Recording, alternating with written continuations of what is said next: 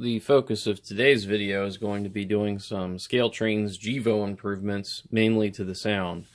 As many people have saw that have had both the Intermountain and the Scaletrains, you've probably noticed that there's a different sound file that's in the Scaletrains. Loksound has done this a couple times with some of their other models where they have multiple different sound sets for the same prime mover. It just so happens that the Scaletrains here is going to have the V2 version of the Tier 4. I myself happen to like the version that came in the Intermountain a little bit better, which I think has a cooler sounding prime mover to it. And that's kind of what we heard in the video for this one here, the Intermountain Tier 4.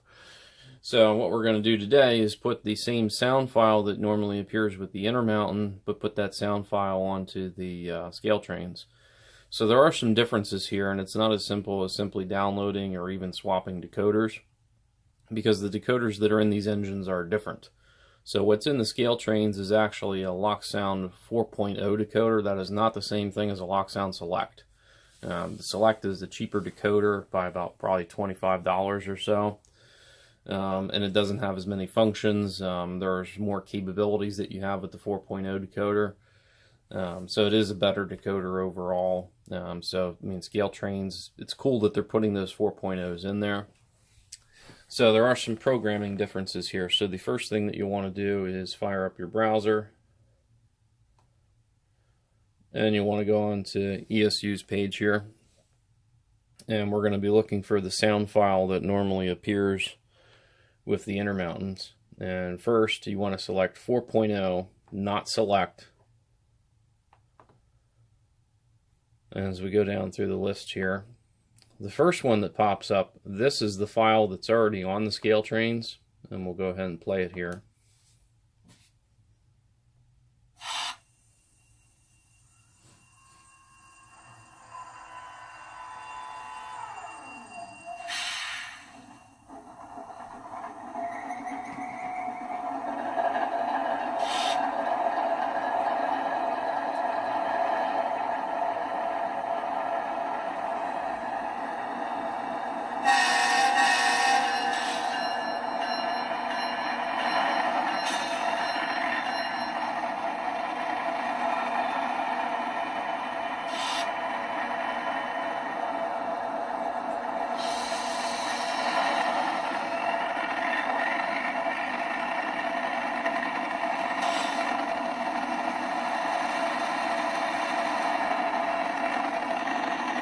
Okay, so you get the picture there. The part that I don't necessarily like is that when it's notching up, it kind of almost sounds almost like a U-boat or like a really, really old GE. So I kind of prefer the one that's in the Intermountain, which is known as the, I don't think they even have a V by it, but it was the first one that they posted. So gotta scroll down a little bit here to get to it. And here it is. So I'll go ahead and play this one here, and you'll hear the differences mostly. There's a little bit slightly different startup sound, and you also hear that the notching, I feel like there's a fuller sound. There's more going on with this file when it is notching up.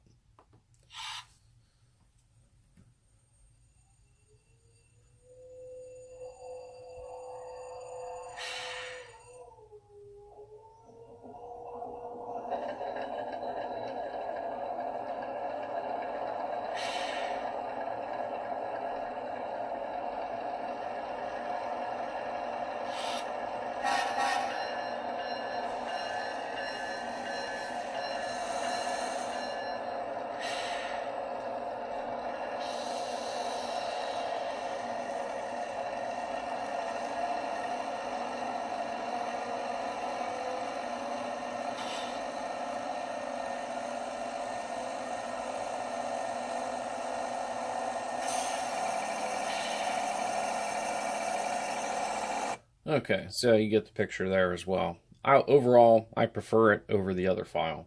So what we're going to do first is we're going to download the file. And there are a couple different versions that pop up. This one happens to just have the regular 4.0. It's not a micro, it's not an XL or an L. Those are typically ones that are used in S or G gauge or O gauge, much larger decoders. Micros are typically used for N scale. So that's the 76435 file here. So we go ahead and download that. And wherever your particular downloads go out to, then you want to bring up that file. And you will need a Lokprogrammer to do this, which I have mine set up right here. Lokprogrammer, of course, plugs into a free USB port on your computer. I'm running Windows, and I just have it kind of hooked up to my sort of programming track that's set up in here right now, which is mostly just to run the Lokprogrammer. So you really can't do this if you don't have a Lokprogrammer. And if you have more than, I'd say, really any amount of ESU engines, whether it be 3 of them, 30 of them, 20 of them, if you plan on doing any kind of sound set changing, or you want the ability to repurpose decoders, you got to get one of these. It's a very, very useful tool. I happen to have probably about 95% of my diesel fleet runs LokSound, so it's definitely something that I've gotten my money's worth out of. So the first thing that you want to do once the file is brought up here is that we're going to, now this file is of course not specific to this engine, it's just a generic file. So what we can do first here is there is a section up here along the top, and it says read decoder data. We're going to do that, and then it's basically going to pull all of the CVs as Scaletrains has them set. And the reason that you want to do that is because depending on which engine you have, like maybe you have a Canadian National that has the DPU light functionality set up in it. If you have Norfolk Southern, which has the flashing ditch lights, BNSF, which doesn't have the flashing ditch lights, doesn't have DPUs, you want all the settings to match up with the way that they programmed it out. I have also saw a couple other isolated issues of where a friend of mine actually got the test GE unit, the blue ones, and it actually, I guess, had the Canadian National sound file set up on it, so some of the ditch lights and DPU lights and things like that weren't working right, or it was set up for DPUs and doesn't actually have them. This is another way that you can correct that in the Lokprogrammer without having to send your engine back or get it swapped out. So the first thing we're going to do is read CVs here, and we'll just tap on that. And it's going to say OK to accept the decoder values into the project. Yes. And it goes pretty fast, despite it probably reading several hundred CVs.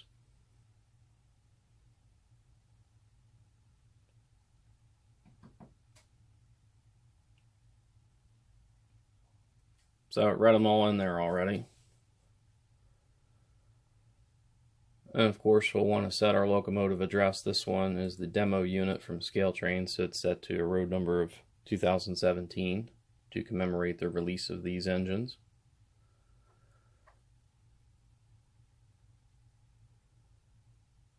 And as we go down through the settings here, I don't care for momentum to be on, so I have that turned off right here. Another section here is this is a CV that pertains to the ESU calls it the power pack. It's like a keep alive. If you have one of these on here, then you'll probably want to have that set to the maximum, which is 255. This model is equipped with that from the factory from Scaletrains, so it's already set to the 255 max there. Now, one thing with this is you don't want to have this setting on 255 if you do not actually have a locomotive that does not have a keep alive. And that's important just because you may be experiencing some cutout issues. I've saw it in a lot of like Athearn ready to runs, especially the 4-axle versions, because they don't have as many power pickups and they would really benefit from that. Sometimes just turning this down to like 10 or 15 actually does fix the problem of them cutting out. So again, I'm going to leave that where it is because it's set properly. And then function mapping. So this is where you can change things like whether the engine starts with track power, whether it doesn't. That's something that you can flip around in here. This one is set to actually have flashing ditch lights, so pretty much that's going to be set here. And of course the number boards are set to actually come on. or number boards I should say, are actually set to come on with F8. You can actually remap that function differently if you wanted to. So I mean, if you wanted to, say for example, set it to F5 like a lot of other models have for the ditch lights, or I'm sorry, not the ditch lights, but the number boards. If you wanted to make that equivalent to the way Intermountain does it, you can do that in here. Very easy to remap functions in here. But I'm going to keep everything kind of as is, the way the factory has it. Function outputs I don't really need to mess with too much in here.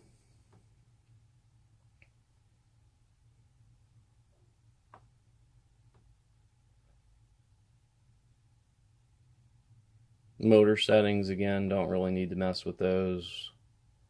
There is smoke unit capability for ESU, which is something I'll cover in a future video. Then you have your sound volume settings here,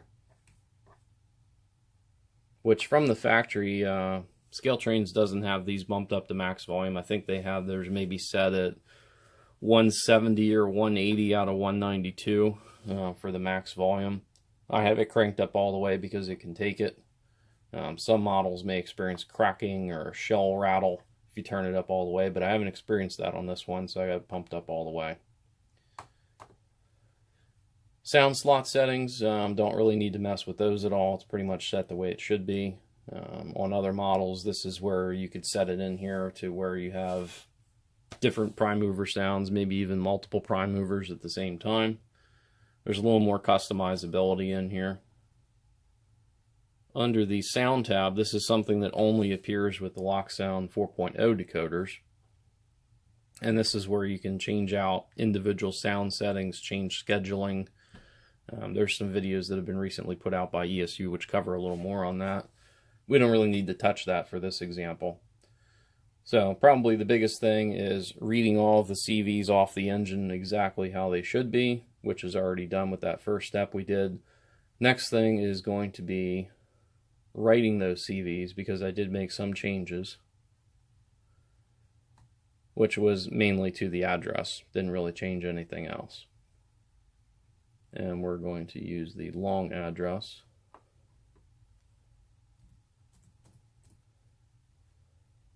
And then we're going to write decoder data. And again, this goes pretty quick too.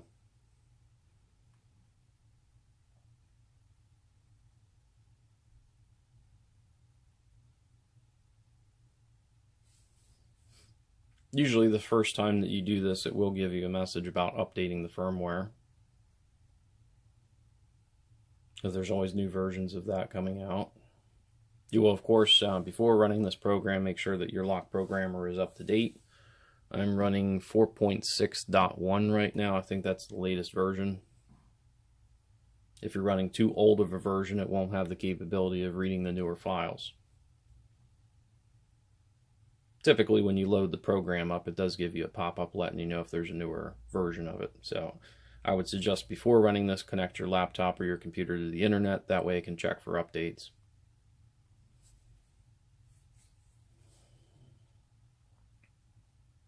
This process, again, goes a little slower the first time here because it's doing this update. But it's almost done.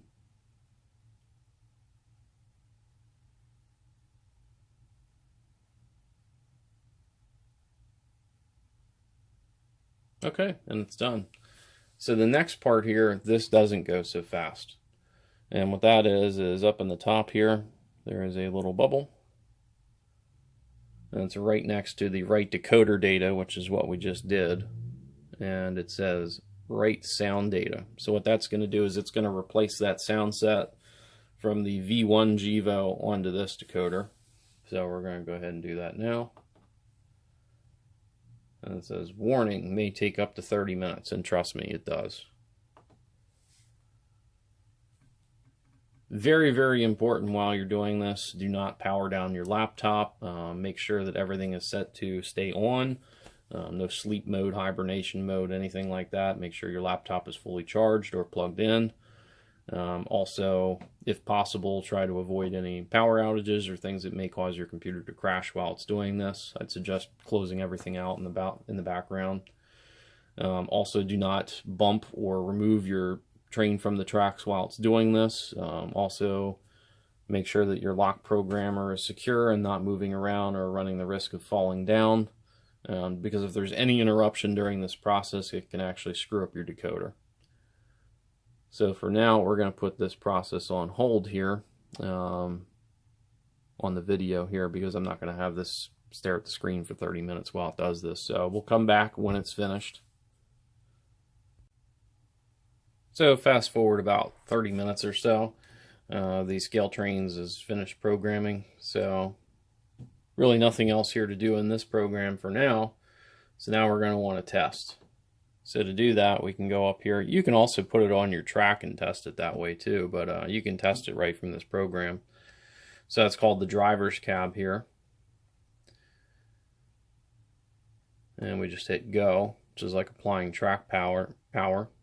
So F8 to start the engine.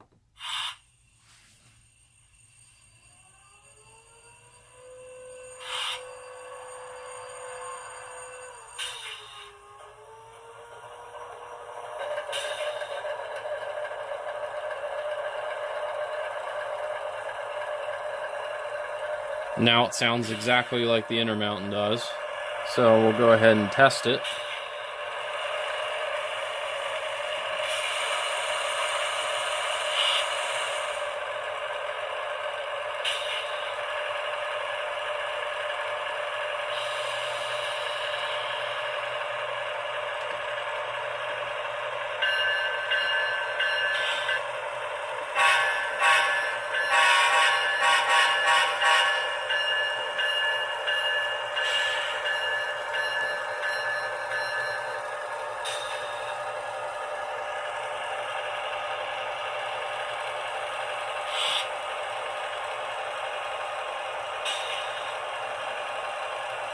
And I'm also going to want to make sure that my lighting functions still work the same.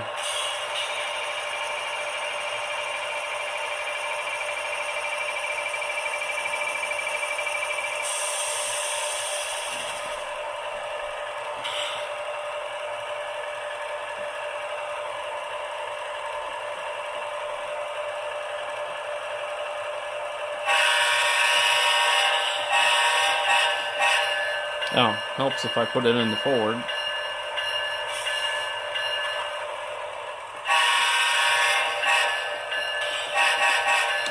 And it appears my lighting functions are working properly just as they were before this process. So we'll go ahead and mute it here.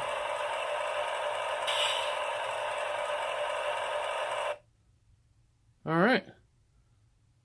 So what you'll want to do, as long as everything's working properly there, is that you'll want to go up here and save.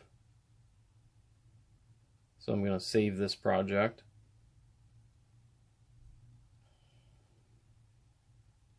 And I do usually have a format that I kind of save things in. So I usually put I have a folder just full of these .esucks files. No joke, that's actually what they're called. So this will be called Scaletrains 2017, and it is a full throttle file, so I always note that because some of mine are not. And this is a ET44 AC, and we'll go ahead and save it. So it updates the file name up here up top. And then also I want to make sure that this file saved out to the right folder, which I just have a folder there called ESU Locomotives. And there it is. So if I ever need to make revisions to this engine, I can just pull up that file and go from there. So that's a bit about it for this video. So I hope that was helpful, and this will help you get some of your Scaletrains engines running and sounding a little bit more like the other Intermountains that are out there. Or by the same token, if you wanted to do this process to just the Intermountain and make it sound like the Scaletrains, the only thing that you would do differently there is to download the Lock Sound Select file. that pertains to the V2 version, and then you'd want to update that pretty much the same way. So it's important to remember that the Intermountains use Lock Sound Select. These are going to use 4.0, so you just need to use the right proper file. The process is pretty much the same for writing or uploading things through the Lokprogrammer. So that's it for this video.